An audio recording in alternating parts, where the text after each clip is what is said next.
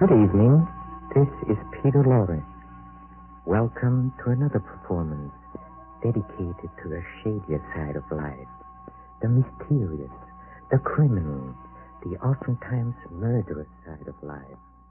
Oh, please understand that this is not that life can be beautiful or love thy neighbor. Oh, no, no. No, my friends, this is the Mystery Playhouse.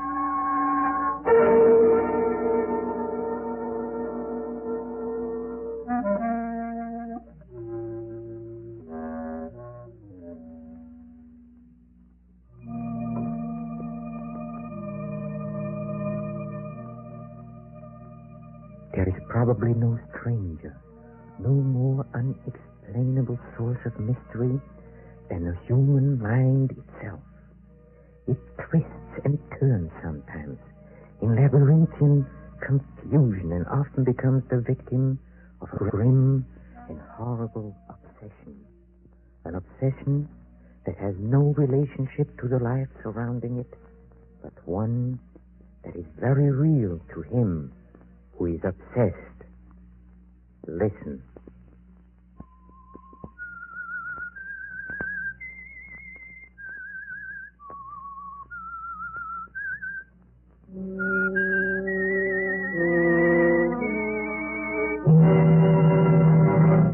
I am the Whistler. And I know many things, for I walk by night.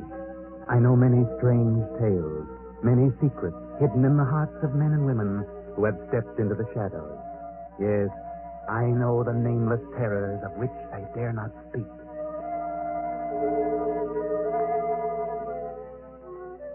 Professor Arthur Rugsby had a theory. Professor Rugsby is a psychologist, and this is his theory. I contend that a person who has decided to kill himself can very easily be turned from this desire to the desire of taking the life of another.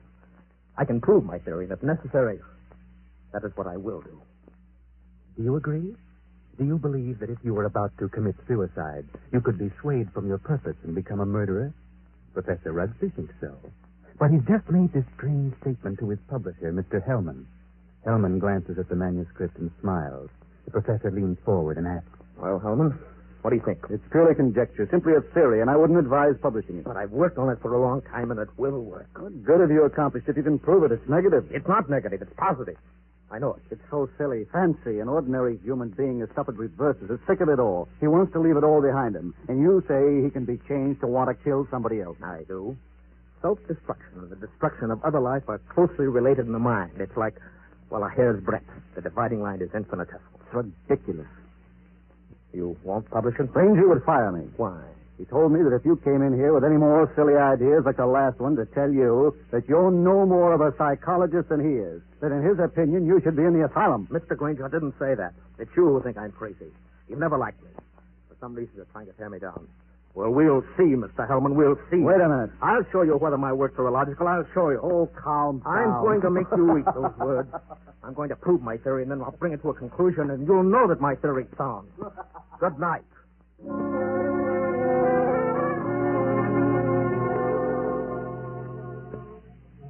Professor Rugsby, seething with resentment, rushes from the office, strides angrily down the street, muttering to himself, and goes home late for dinner. He finds a note from his wife, Myra, saying she's decided to go to the opera and will be home around 11:30. Then he gets an inspiration. He will find a subject for his experiment. So he goes to the bridge over the deep canyon, the bridge called Suicide. And strangely enough, he hasn't long to wait. As he stands against the railing in the fog, a figure appears a few feet beyond, studies the distance below. Wait a minute. Huh? That's very silly. Let go of me. Oh, no, I couldn't do that. I need you. Get away. Look, it's 500 feet to those tracks below. Hard steel rails. And don't believe what you heard about not knowing what happened. Let loose. People don't always die instantly. They live in agony for minutes and sometimes for hours. It's a horrible death. I know. How do you know? I'm a doctor. Doctor? Yes. I can tell you much simpler ways, much less painful ways, and quicker. You're a nice-looking girl, an intelligent girl.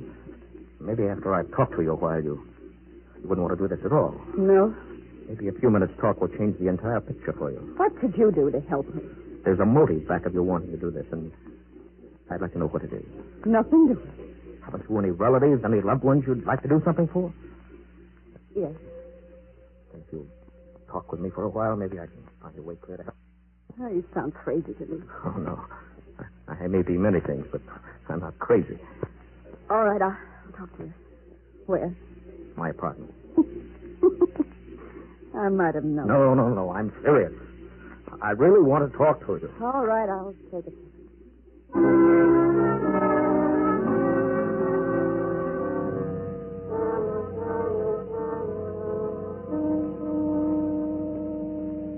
Now, first, you know that you're a very pretty girl, don't you? Yeah, that doesn't always mean so much. For the right man, it might. Yeah, that's what I thought. I found out it didn't mean a thing. Then it was because of a man. I knew it. Really? How did you guess? Well, I'm a student of psychology. Student? You're a little past student days, aren't you? All right, a writer, then. I write subjects on psychology. I'm Professor Arthur Rubsky. I see. And you want to know what makes me tick. You want to know the reason behind my actions. That's right. I'd like to know what happened to make you want to kill yourself. Suicide is a mental aberration, you know. I'd like to know what preceded the decision to destroy yourself, and also what you thought up until that moment I stopped you on the bridge. What good'll that do? You told me you were not broke, but also you said you had some loved ones you'd like to do something for. I meant I wasn't broke to the point of being hungry. I had a few dollars. But you suggested help to someone in larger terms. Yes, I did. Who was the loved one? My mother. You were her only means of support? You intend to kill yourself? Yes. That's being selfish, isn't it? Selfish? Yes, you're concentrating solely on self. Think so? What else? First law of human nature is self-preservation, right? Yeah, I suppose so. And the second law is the preservation of family. Yeah. So you decide to deny the first law, and you destroy yourself. And as a consequence, you deny the second. You leave your mother alone and in need. You indicate a form of insanity. What would be normal? To destroy the other person, the one who has done you wrong. Destroy him instead of yourself. Have you hurt him? No. But he has hurt you deeply. He's done the wrong, correct? Yes. Then the one who's done the wrong should be the one to suffer. You have no legal recourse. No, I'm sorry. I guess you'd kill yourself and let your poor mother suffer because of the wrong of another. Why shouldn't he be the one to suffer? I think you're right. Why shouldn't he? What happened? Why not tell me about it? Were you married? No. He never seemed to find time to get around to marriage.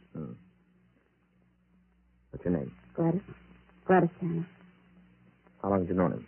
Almost 4 years. And you always thought he meant to marry? Yes. Until? Until 3 weeks ago. On July 1st, he had to leave town for a week on business. He said he was going to Kansas City. When he came back, he seemed too busy to see me. And a week ago, I found a snapshot along with several others in a desk at his home. May I see it? Certainly. The picture of him and another woman. But the picture was not taken in Kansas City. No? It was taken on the beach at Atlantic City, and it's dated by the finish of July 3rd. Since his return, he's refused to see me, and yesterday he finally said he didn't care to see me anymore. So I better forget him. It isn't so easy, that is it? No, I figured I'd done something. I blame myself. Do you know the blonde woman in the snapshot? No. It must be a woman he's met recently. You've known him for 5 years. I don't think you're to blame. He's the one who's in the wrong, and he should be made to suffer. How? Well, you were going to kill yourself? Why should you? Kill him instead.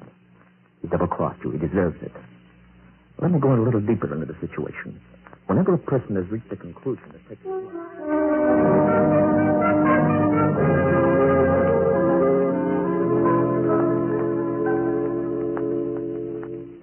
Sure you made up your mind, Miss Tanner? Positive. Now, if you're careful, you won't be caught. But whether you are or not, I'm giving you this check for $1,000. Made out of cash. To be sent to your mother only after the man's dead. Write his name on this pad. There you are. Now, I don't know what's happened with the newspapers. I'll withhold payment until I learn that you've gone through with it. It'll happen tonight. Very well. Are you're sure you're determined? Absolutely. Nothing could stop me. Now, I'll tell you my reason for this. I'm a psychiatrist. I've had a theory that a person bent on suicide was akin mentally to a person bent on murder, and that the difference between the two was so slight that the suicidal desire could easily be changed to the homicidal desire. And that's what's happened to me? Exactly. Well, now that I know what you're getting at, suppose I change my mind again. Yeah, you won't. I know. Here's a small revolver. It'll fit easily into your purse. All you need. Wipe your fingerprints off and leave your gun near the body. Well, goodbye, Dr. Rooksby. Goodbye, Gladys. And good luck.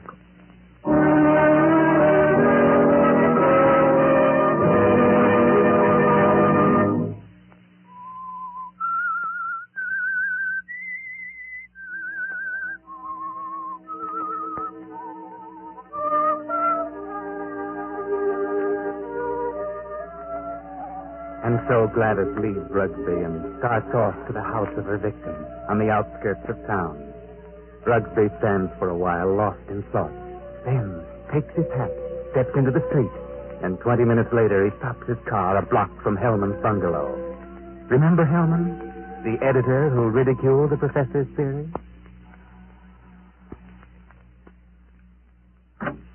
Oh. Hello, Rugsby. Good evening, Hellman. I thought I'd drop out and have a little chat with you. Why this time of night? 11? Didn't think that was late for you. Come in. What's in your mind? I want to talk to you about my theory you ridicule so definitely. My theory about suicide. Oh. Well, I said I'd prove it, didn't I? Yeah, but what are you getting at? It's going to be proved. My theory is going to be proved tonight. Go ahead and prove it. It isn't funny, Hellman. No? How in the world can you prove anything like that? What good will that do you? More than you'll ever know. I don't like you, Hellman. I've never liked you. And I know you don't like me. I can't help that, Rooksby. What are you staring at? Is there someone here with you? Certainly not. That woman's purse on the Davenport. Huh? Oh, my secretary dropped by earlier this evening with a manuscript. She must have forgotten it. She's not here now. Of course not. Now, continue. I found a subject. A girl who was ready to commit suicide because a man had tossed her over for another woman. In a few hours, I was successful in changing her thoughts from suicide to homicide. And she's going to kill the man tonight.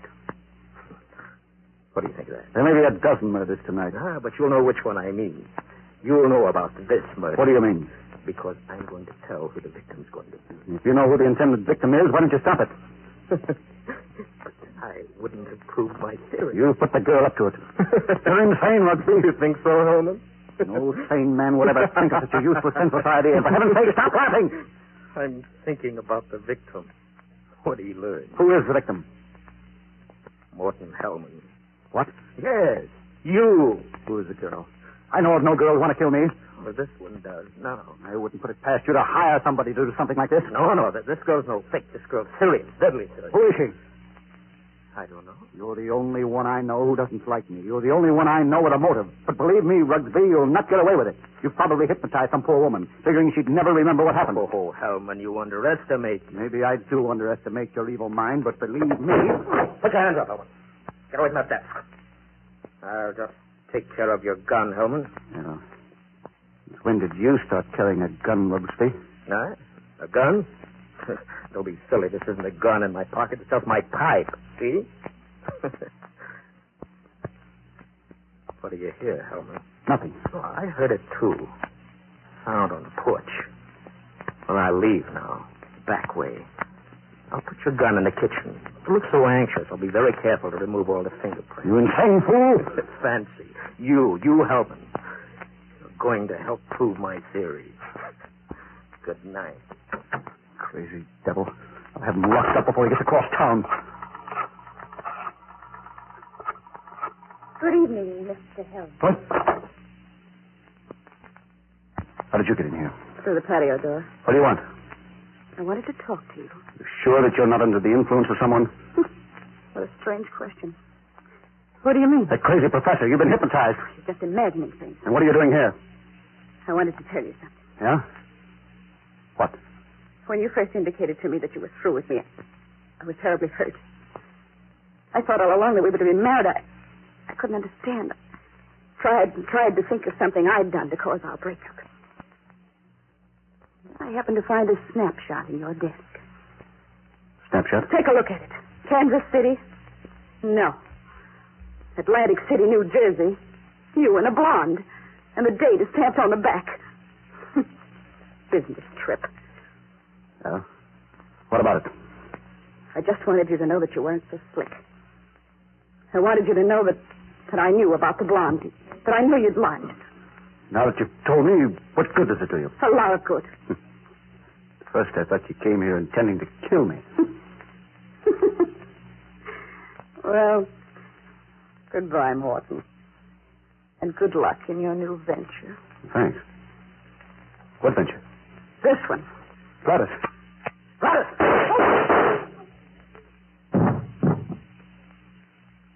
And wish me luck. In mine.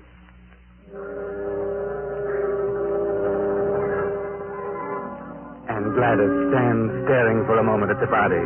Then she wipes off the gun, drops it to the floor, takes the professor's check from her purse, steps to Hellman's desk, takes pen and paper, calmly writes a note, puts it with the check into an envelope, addresses it, stamps it, turns out the lights, and steps quickly out the door and down the street. At the corner, she pauses, drops the envelope in the mailbox, and disappears. Well, Professor Rugsby, there you are. You heard the shot. The perfect crime. You can go home now and go to sleep. Myra.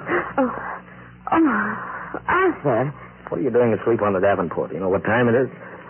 Must be after midnight. I've been waiting for you. Where have you been? I walked around downtown for a while. I dropped into the club for a nightcap. How's the opera? Oh, fair. Nothing to brag about. Who sang the lead? Del Chiatti. He wasn't very good. Del Chiatti? Yes. He's a poor old fellow. A fellow? I thought they were doing Aida tonight. No. They switched because someone was ill. I just as soon have stayed home. Yeah. Have a nightcap, Myra? No, thanks. I'm tired. I think I'll go to bed. I'll be along presently. Good night. Night.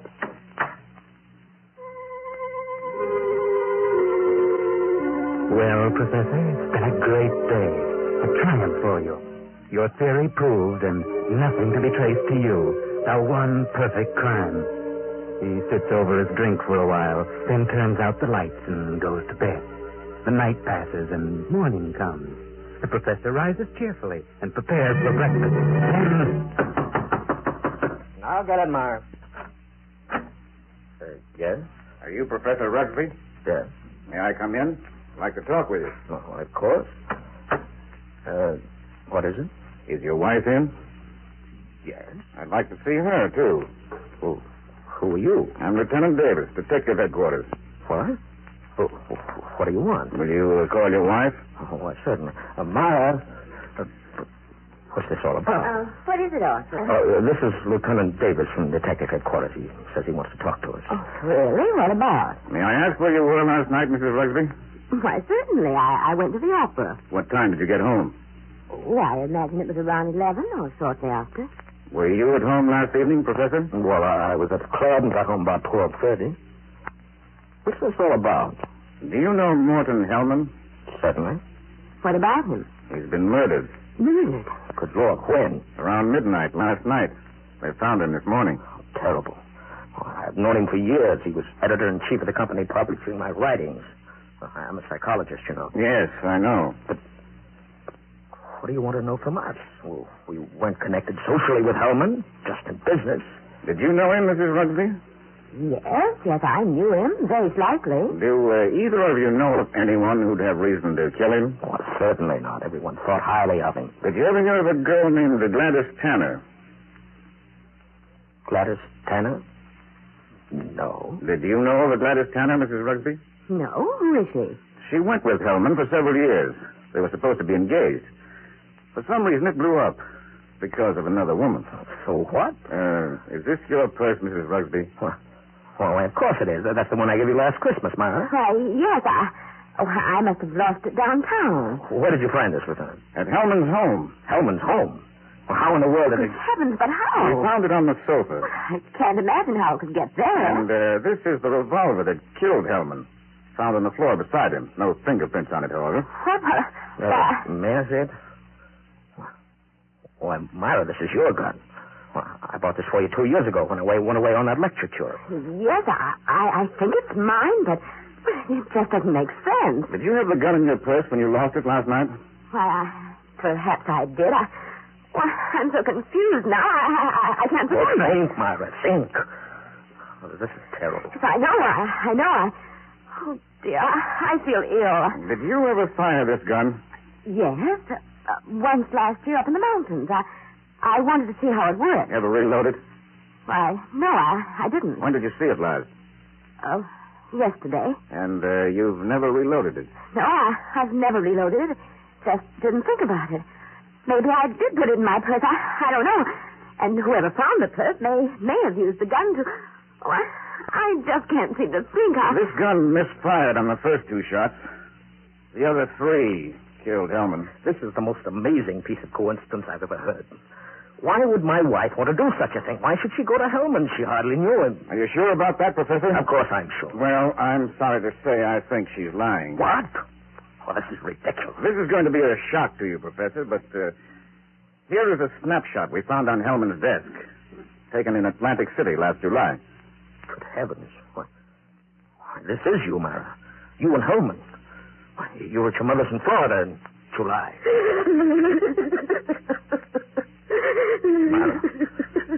Myra, look at me. What does this mean? I can't. I can't believe such a thing. It just doesn't seem possible. May I have the purse, the gun, and photo? Thanks. I'm sorry, but I'll have to take her down to headquarters. I didn't kill him. I didn't. I wouldn't. I loved him. Better put yourself together, Myra. You'll have to go with him. Yes, we want photos and fingerprints. Better get ready, Myra. I can't do it. Certainly looks bad for her. I'm afraid it does. Looks like an open and shut case to me. Will you come along, too, Professor? Why, certainly.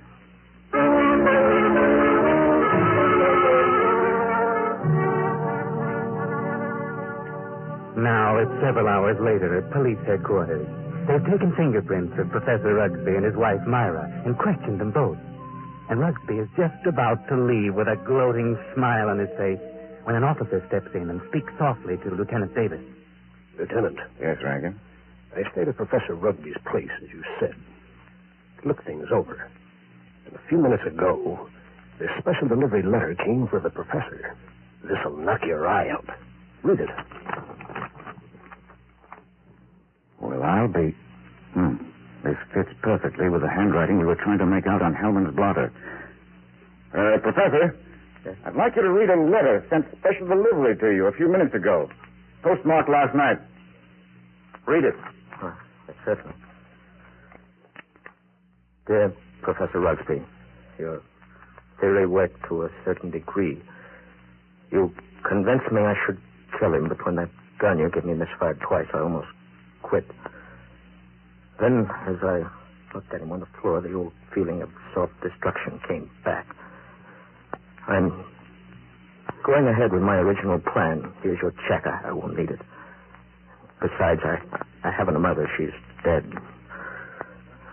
Better luck next time, Professor. Gladys Tanner.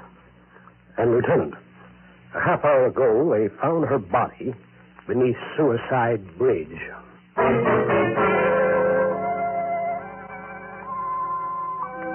Well, it all worked out beautifully for the professor, up to the point where he changed his plans.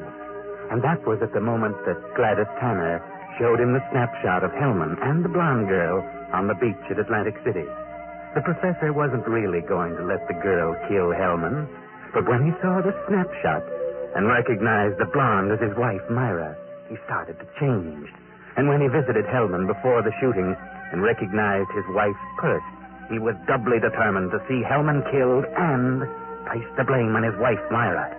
Yes, it would have been a perfect crime, perhaps, But he sacrificed his theory for revenge.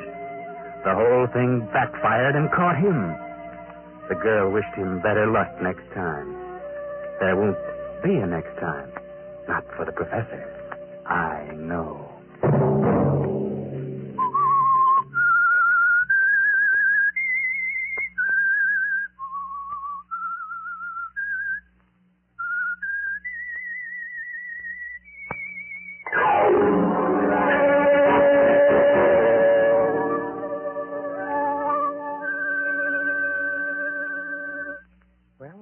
Well.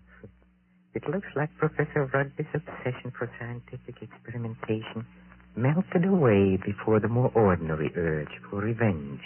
Just goes to show that we are all human, doesn't it? Or does it? Maybe the Whistler knows the answer to that one, too. Oh, don't go, please. I want you to hear about our next performance at the Mystery Playhouse. Come with me to the green room where our players are rehearsing. Come.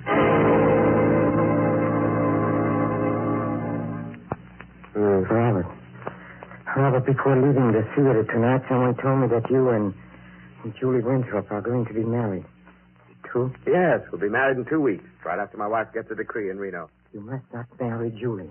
Not marry Julie? Well, who are you to tell me what I can do? I know Julie well, and I also know you. That's why you must not marry her. Phelps, it might be better for you to mind your own business. Julie and I are in love with each other. No, you're not.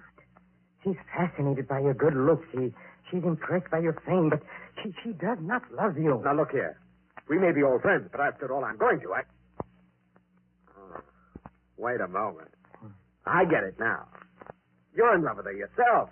I'm in love with Julie. No, we are just friends. Friends? You're madly in love with her.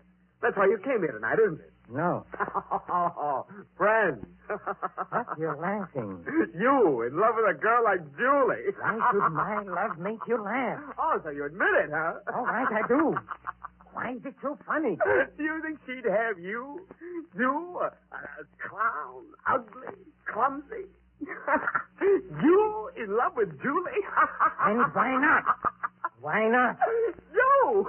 You're laughing. Stop it. Can I? Look at yourself. No. Let go of me. No. You're choking. Let go. A joke, huh? A joke. Laugh. Go ahead. Laugh now. Laugh.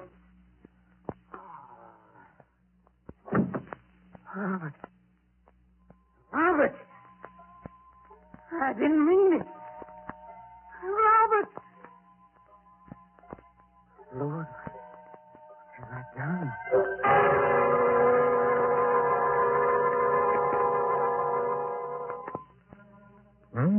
That might be worth listening to. Funny thing, that little man sounds familiar. I must have seen him in pictures. Anyway, the scene you just heard is an inner sanctum mystery and will be our next performance. This is Peter Lorre closing the doors of the Mystery Playhouse.